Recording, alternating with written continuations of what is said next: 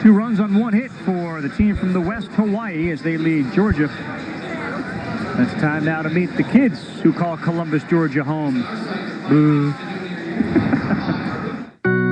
My name is Kobe Buglioli, and my favorite player is Derek Jeter. My name is Knox Carter, my favorite player is Tony Pierce. My name is Jack Copley, and my favorite player is Josh Hamilton. My name is Zach Cravens, and my favorite baseball player is Tim Hudson. My name is Troy Gilliland, and my favorite player is Chipper Jones.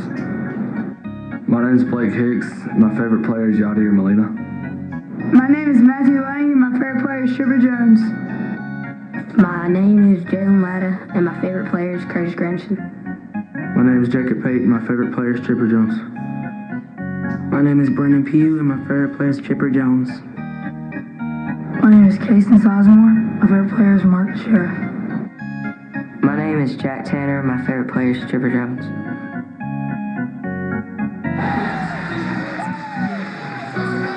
You see the folks from Georgia who made their way here, and you take a look at the Columbus, Georgia batting order. This is a team, Georgia, that comes in hitting .308 in that regional. 8 doubles, they get 3 home runs, 19 walks, and of course, one of the teams favored to go deep. Blake Hicks, Jacob Payton will bat second. He was the pitcher. And the beauty of being a 12 to 13-year-old, you generally don't have a long memory when it comes to a top half of the first inning like we just saw. You're looking at Lamade Stadium. We play on 2 fields here, Lamade and Volunteer Stadium, and we compare Yankee Stadium, home to the most recent World Series champions, and the difference, 90 feet, 60 feet, Bobby V, pitcher's mound. 60 feet, 6 inches, and 46 feet. The outfield at Yankee Stadium, very different here. Universal, 225 feet to hit a home run, whether it's to right, center, or left. Somebody once asked me, now, how can you do that? How do you do that? How do they do that? How can you keep it even all the way around? It's not a straight line. I don't know, man. Noah Shackles, second pitch to Blake Hicks, the leadoff, and he's behind, down 2-0. You're into that, though. I mean, you love that. How in the world could you keep something equidistant from an object that's not moving? I'm going to step it off tomorrow, and then you'll have a better idea. This one is lifted out of play. All right, Bob, because people are listening to you. See, how is right field and center field are the same distance from home plate? Right. That's like second base and first base are the same distance from home plate. No, that's not true. It's an optical illusion. There it is. Absolutely. Go ahead. It comes in actually a little bit. It doesn't really. It's bowed. It does go out. You're not. He's not buying it. We'll step it off tomorrow. I can't wait. What time do you want to do that? I'll tell you, with those lines as deep as they are, it really tests the ability of left fielders and right fielders.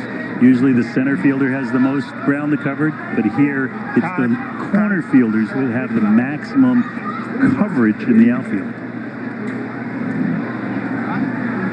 Blake Hicks trying to get on. His nickname is Lightning, and his favorite athlete is Usain Bolt, so it all makes sense.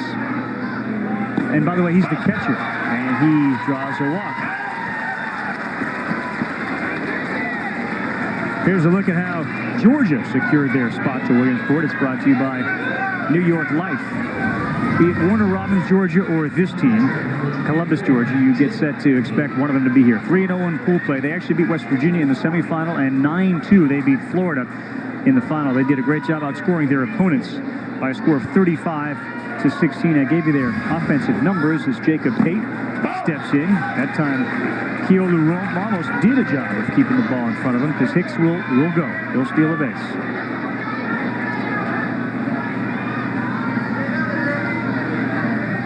Pate 286, 4 for 14, 3 runs batted in.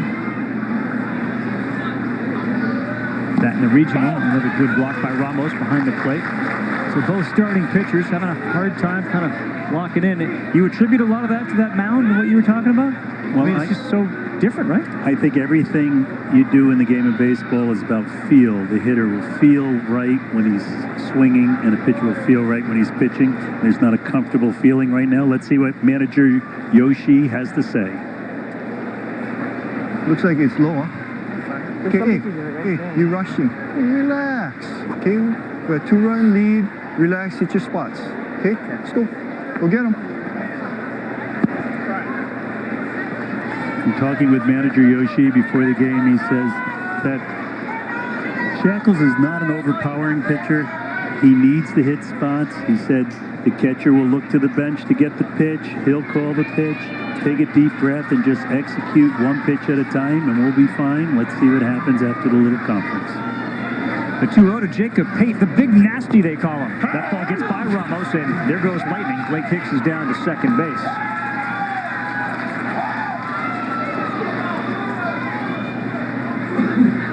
So a slow start for each of these teams, lacking efficiency. That's a passed ball. Why do you think they call him the big nasty? He's the big nasty. You got it. Biggest on the team and the dirtiest. It's dirty all the time. They say the dorm room or the collective living arrangements that they have here at Williamsport, this young man has left his mark already. His other favorite sport to play is not football. It's in fact basketball, like the big Shamrock up there in Boston with Shaquille O'Neal. This big nasty. Now, this is a called strike. Jacob's dad, Jody. And you can see where he gets some of that size, some of that. You're not scoring on this play. I'm blocking the plate. Nothing's getting by. And he's looking to tie this game up with one swing here. Breaking ball misses, 3-2. Is that what you would say to a pitcher when you were at the major league level after, hey, just calm down, we're all right? I love that, where the heart's beating really fast and you just say, relax, it's okay, relax. He did. Actually, manager Yoshi was great with that. He had the relaxed voice going. He really did. Right low. 3-2 to Pate. Paul Ford. Ball gets away, so Blake Hicks advances to third, and just like that, George is in business with men on the corners. Gave us some of the numbers of success as the runner goes down to second. Heads up move by Jacob Pate. And Hawaii, and Georgia for that matter, kind of get the heads in the game a little bit. Yeah, that was a timeout needed once the catcher secured that ball to keep that runner from advancing another base. He didn't call time, and second and third. Go back to 83. East Marietta won it all, and then a couple of subsequent championships. We all kind of got to know Dalton Carricker when he was hitting the ball for Warner Robins, Georgia. It's amazing. You come here 5 times. The first 3 times you arrive as a state, you win the whole thing. Now Brandon Pugh, the shortstop, hit .375 in the regional. Good hitter, 6 for 16. Had a double. He's got 2 men on scoring position. Swings and misses there. Looks like almost a changeup. The 2 men on with 2 walks, and they've advanced to second and third thanks to a passed ball and a stolen base.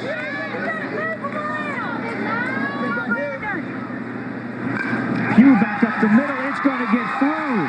Hicks scores. Pate's being rolled home. He is safe at home, and it's a tie game, 2-2. Brandon Pugh delivers.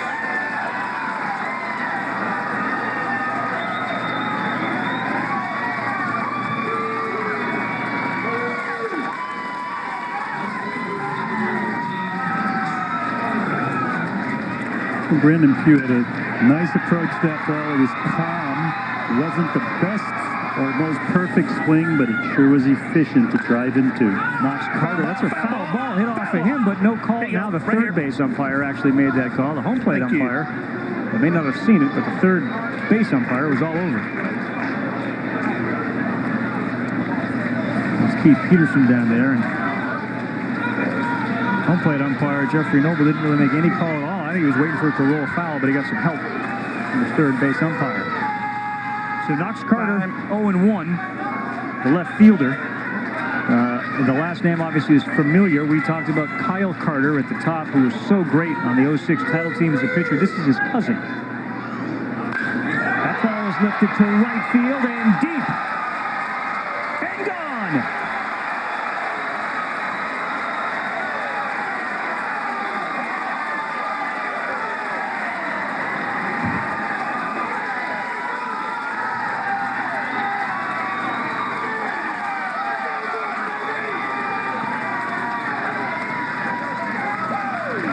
Here's that fastball out over the plate and down. And you see Carter taking a swing to hit it the other way. He does just that. The ball was supposed to be up. It was down when it came in, and it was up when it went out. Kobe Buglioli steps in, fouls one right back up here. He's the third baseman. So Carter with his second home run. Had one in the regionals and now had 2-run home run here. What a way to start your Little League World Series career. You got a cousin who laid the foundation with the 06 title team as a pitcher, and Knox is doing it with the bat. Buglioli swings and misses, and now behind 0-2. Family pressure, right? A little family pressure, keeping up with the Joneses within the family, and he did just that. Boy, get a headline with his first swing. Nice job. So Noah Shackles' first inning struggles, giving up 4 runs now. Buglioli swings and misses, and in Little League, if the catcher drops the third strike, misses the third strike, the base runner cannot run down the first like they can in the major leagues. And Carl, we've had a little problem with communication and believing in each other between pitcher and catcher here in this first inning with the Hawaii team, and I'll guarantee you Brian Yoshi will have a little something to say to the pitcher and catcher when this inning's over, because they're not playing like teammates. Troy Gilliland, that one's fouled off. And how do you know that? How can you see that? Well, you could see that here they come to say something to each other, and neither one wants to talk.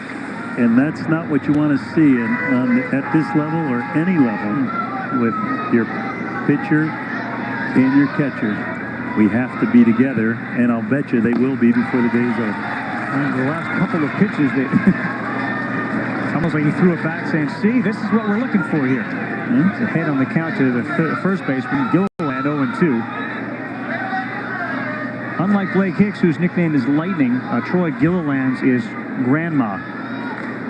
He doesn't have the speed that Blake has.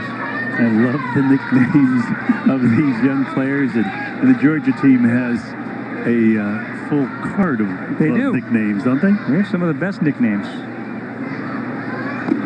On the corner, called strike 3. So back-to-back strikeouts. Buglioli and now Gilliland. This is a breaking ball that decides not to break and stay inside. It's right there on the corner, says the umpire, and strike 3 is called. That's 2 in a row, and maybe Shackles settling down here a little in the first inning. Kason Sizemore is your 7-hitter. Plays right field. That ball is down the line. Foul. Called foul by the first base umpire, Stephen Meyer. Ty Disa made a good effort diving for that ball. It was foul. These umpires are all volunteer umpires, Carl, and they do a fabulous job. Come here on their own, love what they're doing, and put their heart and soul into their play and work. Sizemore swings and misses at that. He had a very good regional. Went 4-17 as an average, was 5 for 12, had 4 runs batted in. So you get to the bottom of the order, and traditionally in the league, maybe you fall off a little bit. Not the case with the number 7 hitter here in Sizemore, but he's behind 0-2. It rolls foul, and it's touched over there by Noah Shackles. Haven't really seen any defensive plays. We've got walks, strikeouts, and home runs. I think we're going to see some defense before it's all over today, and both of these teams are here because they play good defense. So once the catchers and the pitchers get together, I think then the rest of the team can chime in with some leather.